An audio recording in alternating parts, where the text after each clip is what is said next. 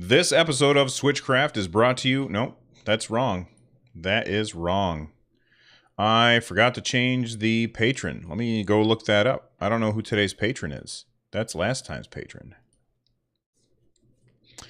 Hello there, Fry Bacon. How you doing? I don't believe I've seen you here before. Welcome to the Nerd Nest. We'll go patrons. And view all patrons. And by start, and the last one was Rebecca. So the next one is Louis Benitez. Louis Benitez. So that means I got to change that. DMC 771 DocSock arrived this week thanks to your wife. I will let her know, DMC. Which one did you buy? I forgot. Excuse me. Patreon. There we go. I want to edit this. 86th. Oh, you're the new patron. Awesome, man. Thank you. Louis Benitez. Oh, I don't know how to spell that. I don't want to spell somebody's name wrong. Benitez. There we go. Benitez. Benitez. Update the link. Refresh the thing. There we go.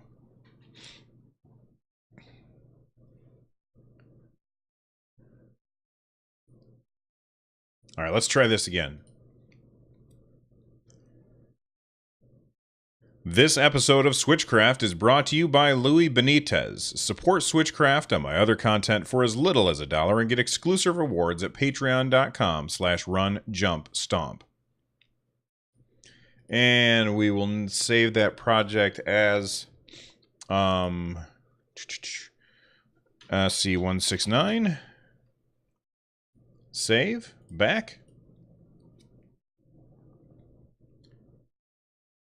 Episode 169 of Switchcraft is brought to you by the NES Archive. Join me on my journey through the entire North American NES library, one game at a time. The latest video that I sent out was the all of the games that were released in, I think it was June 1986, and it was a bunch of the Donkey Kong games, as well as Popeye, and I put them all together in one video because they were all made by the same team, and it just felt kind of repetitive. Plus, I'm trying to get past that initial hump where everything is made by Nintendo. And then this morning, I recorded a video for, oh gosh, it's on the screen behind me. What is it? It went off the screen. Gumshoe. I recorded a video this morning for Gumshoe, which is a really weird light gun game. That will be available to patrons probably by the end of the day today, if not then tomorrow. And then it'll come out on the YouTube channel for everybody else. I'm guessing probably 3 or 4 days after that. So if you like retro games and stuff, make sure that you check out the NES Archive. Stop. Sponsor. Save.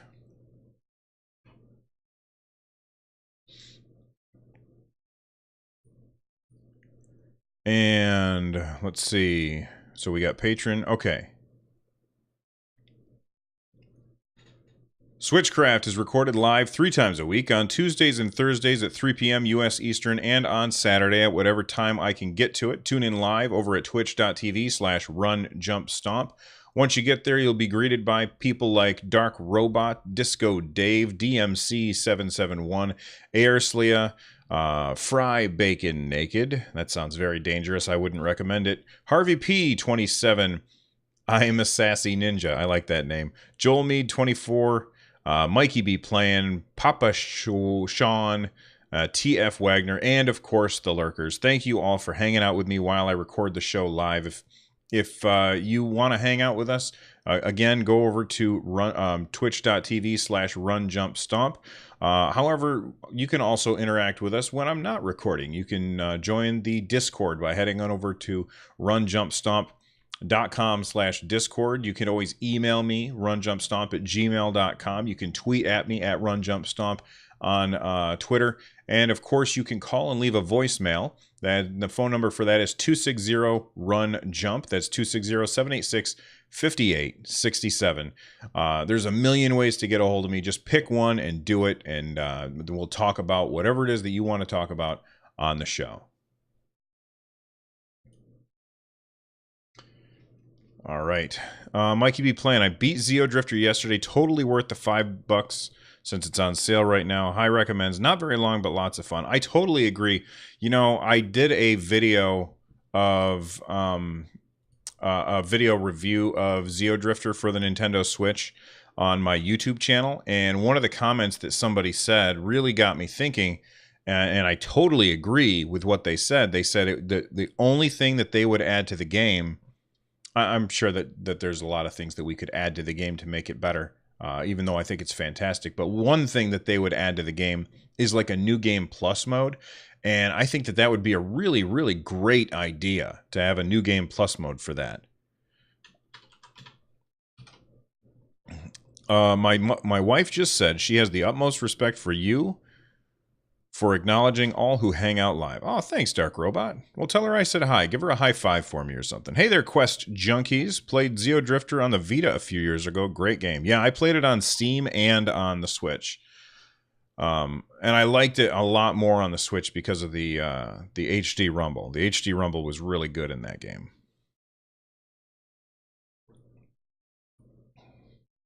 Where'd my water go? All right. Well, let's start things off with a little bit of nostalgia. Oh my goodness, hold on. Let's stop everything here. What do we got? TF Wagner, 9 months of support. Thank you very much, TF Wagner, for the subscription for 9 months in a row. That is awesome. Secret salute for you, man. Secret salute.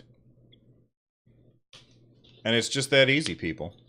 That directly helps me out. All right. Where was I? What was I talking about? I was talking about something. Oh, yeah. Okay. Let's start out the show with a little bit of nostalgia. Some people will probably be more nostalgic for this than others. I'm not super excited for this. Well, that's not true. I'm not super nostalgic for this, but I am excited for it. And that's the SNK 40th Anniversary Edition. It's coming to exclusively the Nintendo Switch. And this is going to have a whole bunch of arcade games, basically. And they're going to be games like Alpha Mission, Athena. The next game that I say is going to blow some people's minds because a lot of people love this game and it's not really been available in a lot of places, and that's Crystallis. I personally have never played it, so I don't know what the hype is about, but I will definitely check it out at some point. Ikari Warriors. Ikari Warriors 2 Victory Road and Ikari Warriors 3 The Rescue. I remember when I was a kid playing a lot of Ikari Warriors. This is that cool top-down game where you've got a gun and grenades, and you can pick up tanks and stuff, and it's top-down, and you're trying to make your way to the top of the screen to rescue people. Really, really fun games. I never played the second one or the third one, but they're definitely games that I'll check out. Other games that are going to be in this collection: Guerrilla War, POW, Prehistoric Isle, Psycho Soldier, Street Mart, TNK3, and Vanguard. And if that wasn't enough, SNK has said that we should even be able to expect more games to be announced. Where did I just lost it? Oh yeah, more games will be announced. So you can get the complete experience by playing both the arcade and home console versions of many of these titles. So there'll be 2 versions of most of these games, which is pretty cool. And I guess that you'll even be able to turn your Switch sideways in order to have the vertical screen that a lot of arcade games had back in the day. And it's also going to have 1080p resolution, and it's going to have a rewind button so you can go back if you die. And I think that a lot of people probably never beat any of these games because they were quarter eaters. Their whole way that they were designed was to make sure that you were pumping in quarters as often as possible. So they would sometimes, I would say, would be a little unfair. And the fact that they've got like a little rewind button on these means that people are going to be able to complete them for the first time, maybe. And that's cool. And I'm sure, hold your emails. I'm sure that there's some people out here or out there who've beat these games. I'm not one of them. Mikey B Playing in chat says Crystallis is so fun.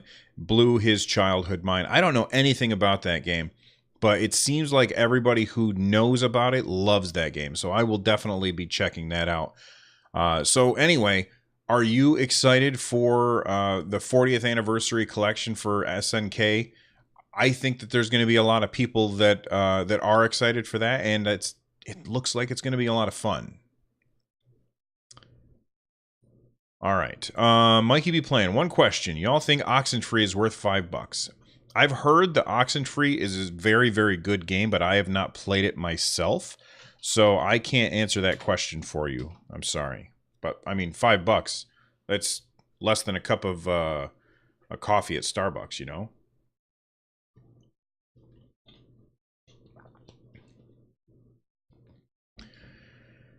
All right, how long was that? Okay, here we go.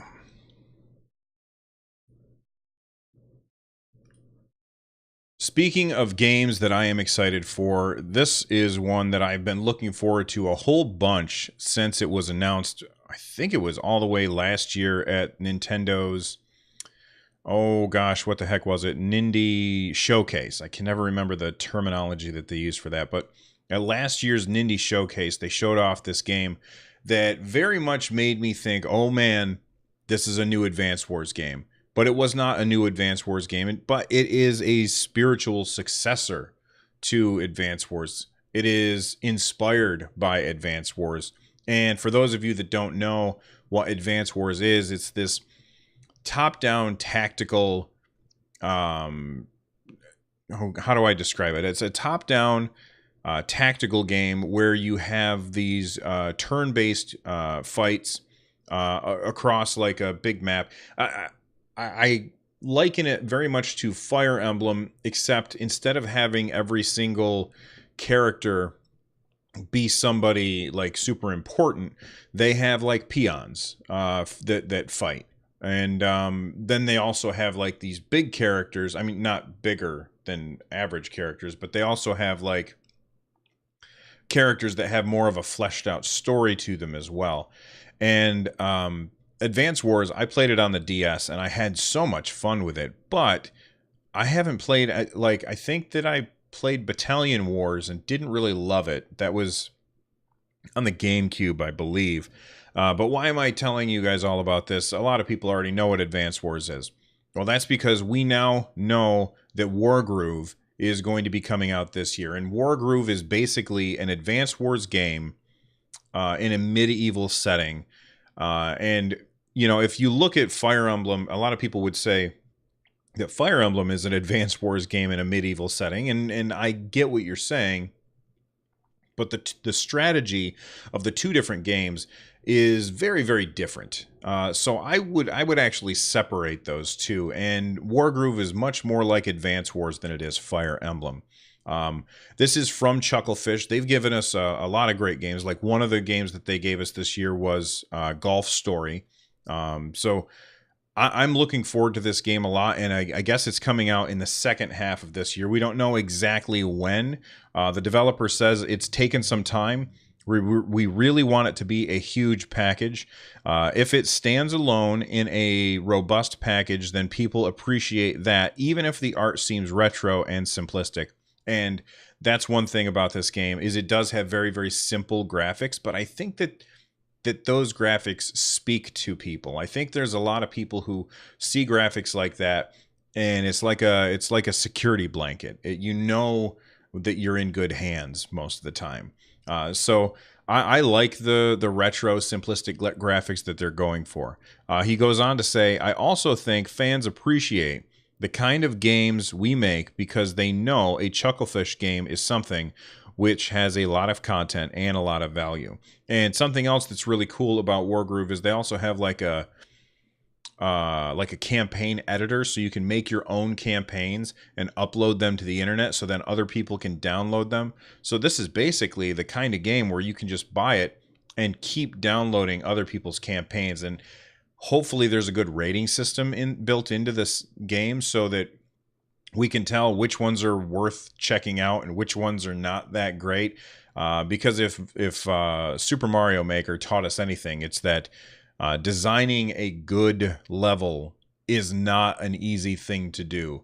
And there's a lot of people out there that can do it really, really well, even if they don't work in the video game industry. So it's awesome that Wargroove or that Chucklefish is giving us the tools with Wargroove to make more stuff. And I'm looking forward to that. And they even have like a cutscene editor so that you can put like characters on the screen and put in what it is that they're going to say, so that not only do you just have objectives to deal with or a map that somebody has made, but you can also have a story that goes along with it. So Wargroove is definitely something that I am excited for, and I think that if there's anybody out there who's ever played an Advanced Wars game, and we've been sitting here wondering, have they forgotten about Advanced Wars? Are we not going to be getting another Advanced Wars? Well, Wargroove is like, that's the thing that we have to look forward to. So I'm really happy that it's coming out at the second half of this year.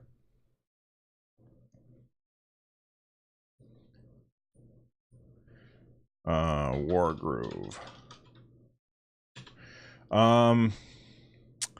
I hope it's better than Advance Wars 2. I think it was called Black Hole, if memory serves me correctly. That wasn't a good successor to the original Advance Wars. I never played the original one. The only Advance Wars game that I played was the one on the DS. Dual Strike, I think. I can't remember, because they all had DS in their title. So that was the only one that I played. And then when Battalion Wars came out, I thought, oh my god, I loved Advance Wars so much. This game has to be amazing. And I was really disappointed by it because it wasn't anything like Advance Wars. By the way, thanks again to Mikey B. Playing and TF Wagner for the support. I really appreciate it, you guys. Hats off to you. I'll set my hat over there. Hey, everybody, you heard it here first. Mikey be playing as a queen. Save project.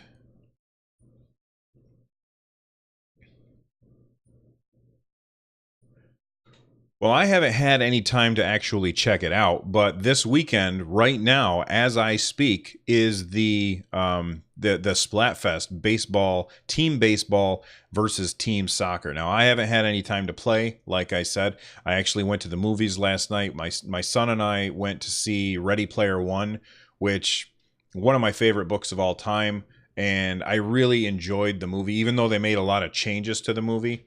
It wasn't like it wasn't like the greatest movie of all time or anything, but I had a lot of fun watching it, and it was great to see these characters that I really enjoyed in the book come to life. So that's why I haven't had any time to sit down and check out the Splatfest. But I am fully in the camp of team baseball over team soccer. But I'm pretty sure that team soccer is going to win the popularity part of it. And I have no idea who's going to win overall, because it's, only a third of the score of who wins is based on popularity. So that's something to keep in mind. But if you haven't already done so, make sure that you log in, go get your shirt, start splatting some squids, and let me know. Are you team baseball or team soccer? Let's see. Quest Junkies, thank you very much for the follow. And Mikey, thanks for reminding me about the Splatfest, because I totally forgot. I do that every single time. There's Black Hole Rising. Now all I can think of is Soundgarden.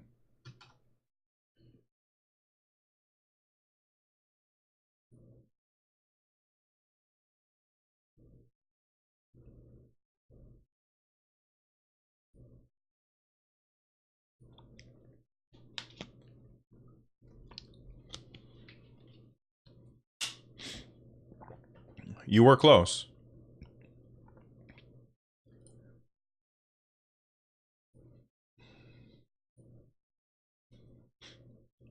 So a few years ago, I think it was at E3, Bethesda got up on stage, or Todd Howard from Bethesda got up on stage, and he was showing off Doom, which was basically going back to starting the game over, basically, and it was just called Doom, and they were going on and on about how gory and disgusting it was, and they showed off the way that you could chop these demons in half with a chainsaw. And I remember I was sitting in bed because it was late at night, and I was watching it on my iPad, and I was thinking, this doesn't look good to me at all. And I'm somebody who generally doesn't really like a lot of gore in games, and I remembered playing Doom when I was a kid and really enjoying it. And I even remember playing Doom, I think it was Doom 3. That was the first one. That was the one where you could have a flashlight and everything was like really dark and you had to have your flashlight out. Whichever Doom that was. I think it was Doom 3. And, I was a little disappointed that that's the direction that they were going. And then the game came out and people said how great it was. And, it had gone on sale at some point, and I picked it up for my PC. And for those of you who've been listening to my content for long enough, you probably already know that I am a big fan of the Steam controller. And so I played Doom on my PC using a Steam controller. And one thing that the Steam controller has built in is gyro controls, and you can basically shoehorn it onto any game that you want, those gyro controls. And it's really great. And I played through all of Doom on PC using the gyro controls, and I was really flabbergasted, or not flabbergasted. I was really surprised at how amazing it was. And it really, for me, it was like, this is the default way that I want to play a shooter. And I was really disappointed when Doom came out for the Nintendo Switch and they didn't have the motion controls. And I had already beat the game, so that put together with the fact that there was no motion controls made me say, I don't think I feel like picking up Doom for the Nintendo Switch, even though it did look pretty good. And I'm here to tell you that Doom is a fantastic game.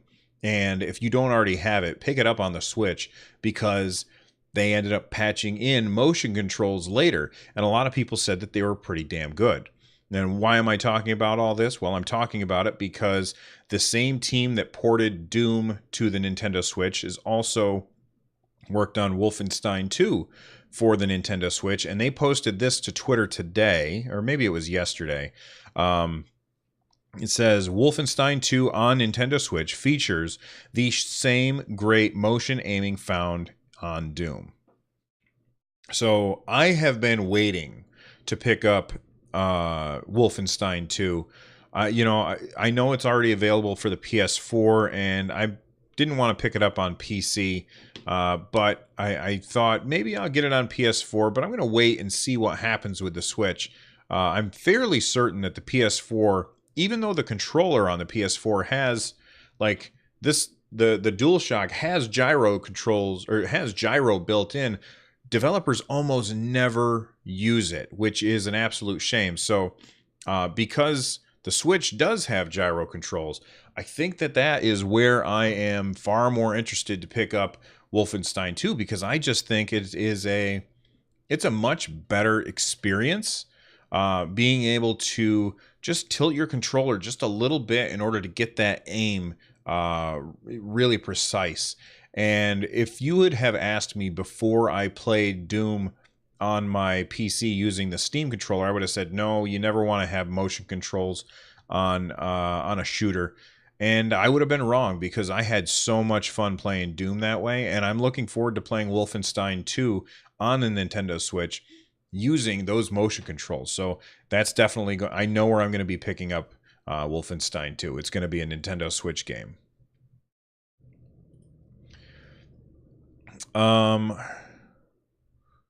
Somebody said hello. It's your boy Charlie. What's up, Charlie? How you doing, man? So I'm curious. Oh, I work recreation professionally. You work recreation? What does that mean? And statistically, baseball is on a steep decline and soccer's on a huge growth streak. Oh, I know that soccer's way more popular. So you're curious about? My friend said Doom was his game of the year last year. I'd love to pick it up on sale. It's very, very good. It has this here. Let me just save. Let me name this real quick. So Doom on the Switch. I'm not recording this right now, so this is just for you people that show up live, um, or watch it on the YouTube. Um, Doom has this really fantastic method of keeping you right up in the face of the monsters, and that's not to say that Wolfenstein will do this, but basically, if you get a monster's health down low enough in that game, they'll start to glow. And if you go over and hit your melee attack when they're glowing, you'll like kill them with like a super gory, nasty kill. It's really disgusting. But one of the things that happens is you get ammo from them by doing that. And this encourages you to get up in their face where they can hit you with their claws and stuff or whatever. And it really encourages you to get up in their face in order to get more ammo, to get more health, even though you're going to take more damage by doing that. The health that you pick up by doing these glory kills, as they're called, it kind of evens it out, and it makes for some really intense fights. So I would definitely recommend you pick it up. Honestly, I'd say whether it's on sale or not, because it's a lot of fun.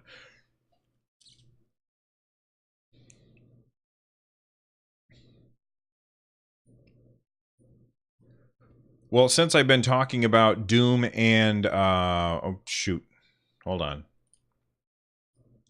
Is Wolfenstein a Bethesda game? I think it is, right? Yeah. Well, since I've been talking about games made by Bethesda, we've got new additions to Zen Studios' Pinball FX3. We're going to be getting Doom, Skyrim, and I think it's just Doom and Skyrim, but we're going to be getting Doom and Skyrim themed pinball tables. I haven't tried these out. I don't know if they're actually out yet. I'm going to send a message to my contact at Zen Studios and see if they can throw me a code, and then I'll be able to tell you how the tables are. But I have no doubt that these tables are going to be good, because every table that I have played on Pinball FX3 has been really, really cool. I think one of my favorite ones is the Jaws one. I think the Jaws one is a lot of fun. And I'm a big fan of Pinball FX3. And if you haven't played Pinball FX3 at all, it is a free game. You download, you get, I think it's Sorcerer's Lair for free. And then if you want to buy other pinball tables, then you can do those for real world cash. But I guess we're getting Doom and Skyrim in pinball form, and I think that that's cool. And we'll name that Pinball.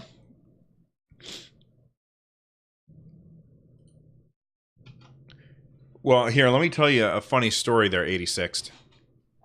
So when I was a kid, and the original Doom came out, and we downloaded it off of the bulletin board systems. Um, like that, when you played that game, you had your keyboard, and there was no mouse. You didn't use the mouse. You used the keyboard, the arrow keys on the right hand side of the keyboard, and then I think it was Control or Z or something like that was to shoot. And that's how I learned to play first person shooters, was on that control system. And then when Quake came out, I was in the Army at that point, and I went to the store and bought Quake, and I brought it home and I installed it on my computer, and it tried to get me to use WASD and the mouse, and I was like, why in God's name would I want to use the mouse for a shooter? I want to use the arrow keys, and that's how I play. And I uninstalled Quake, and I took it back to the store because I was like, I'm not playing the game like this with WASD. Who came up with that crap? WASD. So, I've been playing Doom games for a really long time. I think I've played every Doom game now that I think about it. I don't worry. eventually I came around to WASD as being a good way to play. Although now if I play on my computer, I always use a Logitech G13, which is here I can show it to you what it is. It's really the best way to play games on a PC. Let me add window capture, browser. There we go. That's what I use. Whenever I play a game on PC, I use this. I keep my thumb right... Oh, you can't see my mouse. But you put your thumb on that little joystick, and then you got all these buttons underneath it. I like it. I like it a lot. But honestly, I don't play a whole lot of PC games lately. My PC is now a streaming machine for the most part because I get elbow cramps when I play PC games because I'm an old broken man. Let's see how long we got so far. Tracks, align tracks end to end. All right, that's not too bad. If Faxer was here, he'd yell at me because it's going to be a short show. Really need to go get Skyrim. You never played it on PS3. Hey man, 86. I'm telling you, I'm here to tell you, Skyrim is fantastic. You're going to like it. Excuse me. All right.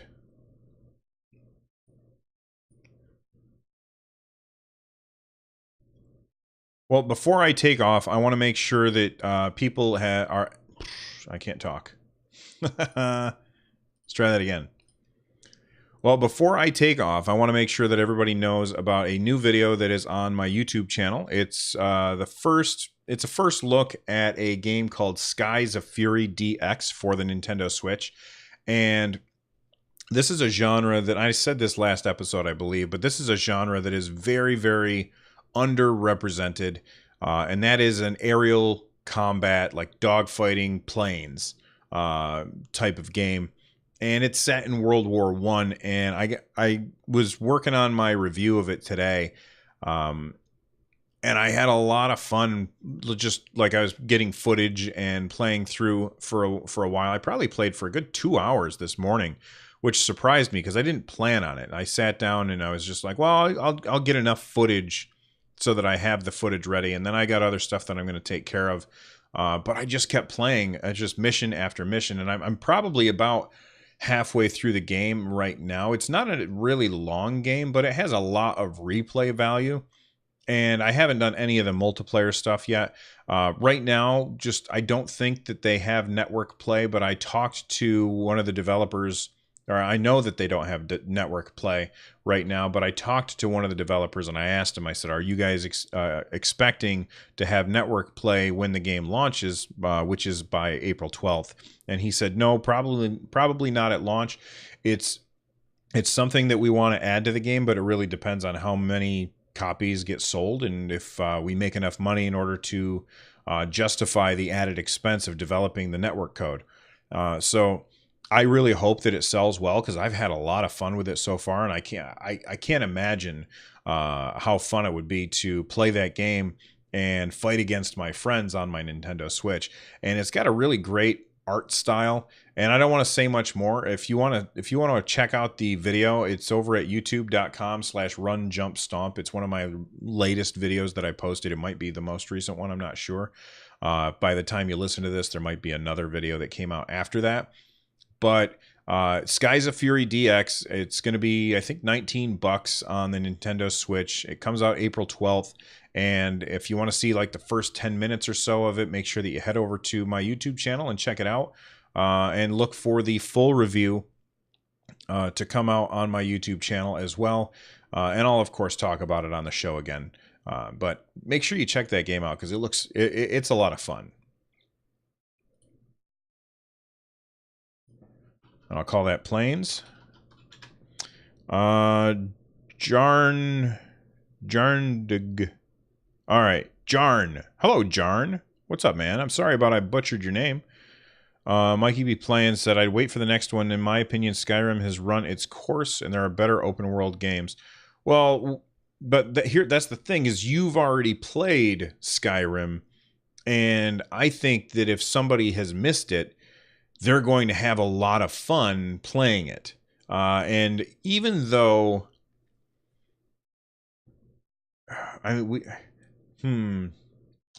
here's what I say: if you're gonna wait, then wait until E3. And if Todd Howard goes out on stage and announces Elder Scrolls, whatever they're gonna call it, then you know what? Just wait. But if he comes out on stage and they announce a bunch of games and they don't announce a new Elder Scrolls game, then check out Skyrim, because it's a lot of fun. TF Wagner agrees that it looks fun. He agrees with me. TF Wagner never agrees with me. Let's see. That's what I thought. I'm one beast away from going to Ganon, and I want another open world game afterwards. 86th, what I would actually recommend for you is to not play an open world game right after Zelda. Earlier this year, when I played, or not this year, but last year when the Switch came out, I played Zelda, and I had so much fun playing the hell out of Zelda. And another game that came out basically at the same time as Zelda was Horizon Zero Dawn. And I finished Zelda and then put in Horizon Zero Dawn, and I was really turned off by that game. Mostly because I just couldn't do whatever the hell I wanted. I couldn't climb wherever I felt like, and it felt really restrictive to me. And so I was very disappointed in Horizon Zero Dawn. Then I went away from it for like 3 or 4 months, and I decided to try the game again because I was watching somebody play it, and I was like, oh man, I think I want to try that game again. And so I put it in, and that second time, after having had a good buffer of space between Horizon Zero Dawn and Zelda, and I really liked Horizon Zero Dawn. Playing it right before Zelda was not fair to it, I think. So I would recommend that you play something else first. 86th says, before you go, what's your recommendation of a carrying case? Well, I got two. I have one that was here. Let me grab this just a second.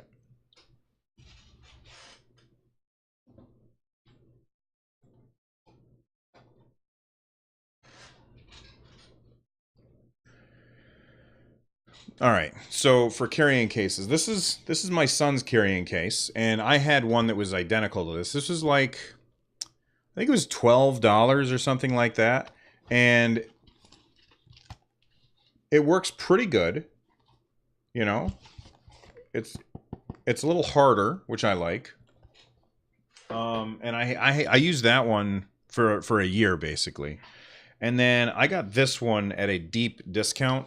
This is the Waterfield. This is leather, and it's really, really nice. I am a big fan of this case.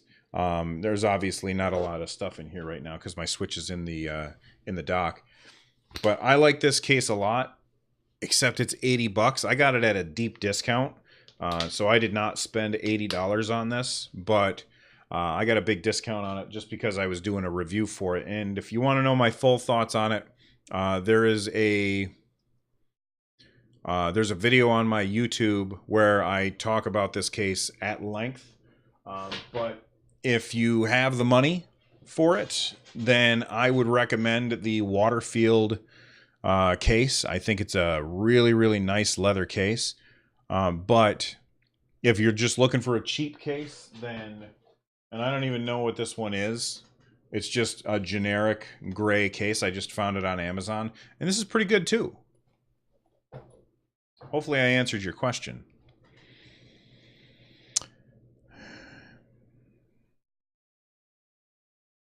Zelda did set the bar ridiculously high for open world games. It really did.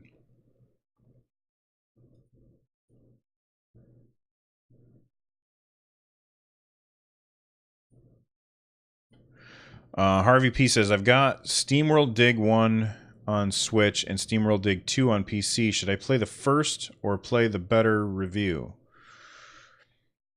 Okay, so I played the first one. I never finished it. It was a pretty good game, but I didn't like love it. And then when I played SteamWorld Dig 2, like I loved that game. That game was fantastic, and I did finish it. And it's not super long, but I had a lot of fun playing it.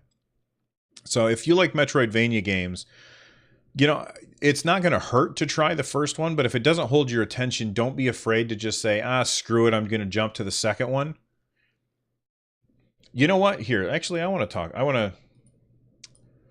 So Harvey P in chat is asking, they said, I've got SteamWorld Dig 1 on the Switch and SteamWorld 2 on the PC. Should I play the first one or play the second one because it has better reviews? So I was already answering the question, and I decided to hit record and talk about this. I have both games. I have SteamWorld Dig 1 on the Wii U and SteamWorld Dig 2 on the Switch. And SteamWorld Dig 1 was a fun game, but I didn't adore it. You know, I didn't think about it when I wasn't playing it. Whereas SteamWorld Dig 2, like that game is one of my favorite games from last year. Absolutely wonderful Metroidvania game. And if you haven't played it, you definitely should. Now, if you already have both of them, then I would definitely say start off with the first one, but don't feel like you have to finish it in order to enjoy the second one. And I know that there's people who know me very well who are hearing me say something like this, and they're like, that's not the Bill that I know. But I never finished the first one, and I don't feel like it negatively impacted my enjoyment of the second one. I mean, maybe it did, but I really enjoyed the second one, so I don't think so. So what I would say is just try the first one out, and if you are really digging it, I didn't do that on purpose, but if you're really digging it, then keep playing. But if it's just not calling to you, then just shut it down and go play the second one. If you don't own either of them, then I would say skip the first one and pick up the second one because the second one is superior. That's just my opinion, though. Thanks for the little extra thing to talk about, Harvey. I have a leather case for carrying the dock too. A thin padded case, a thin hard case, and my original case. Nice. I don't carry the dock anywhere. I leave the dock right where it is. We've got a dock here, one on the TV downstairs, and one in my bedroom, so that my wife and I can play Puyo Puyo Tetris, because we love that game. And Dr. Mario when it comes out. Been waiting.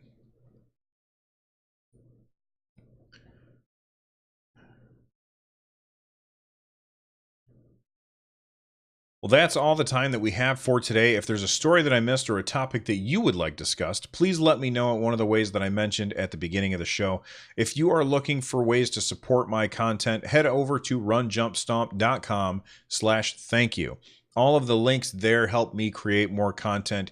One of the links there is my wife's Etsy shop. She makes dock socks and zippered pouches and pillowcases and all kinds of stuff using cool geek related fabric. In fact,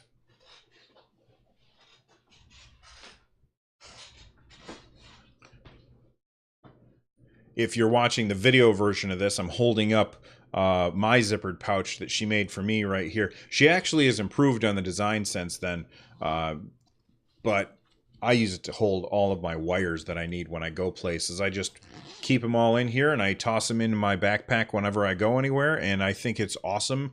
And she is exceedingly good at sewing stuff. So make sure that you check out her shop at etsy.com/shop/runjumpstomp. And that will directly support the show.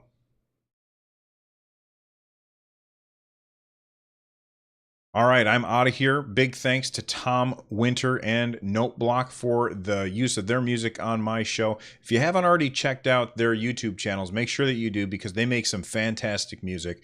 I will see you guys on Tuesday. Until then, bye-bye. Mikey B. Playing says, thanks for the stream. I've made the rounds with Nintendo podcasts, and yours is by far the best. Oh, thanks, man.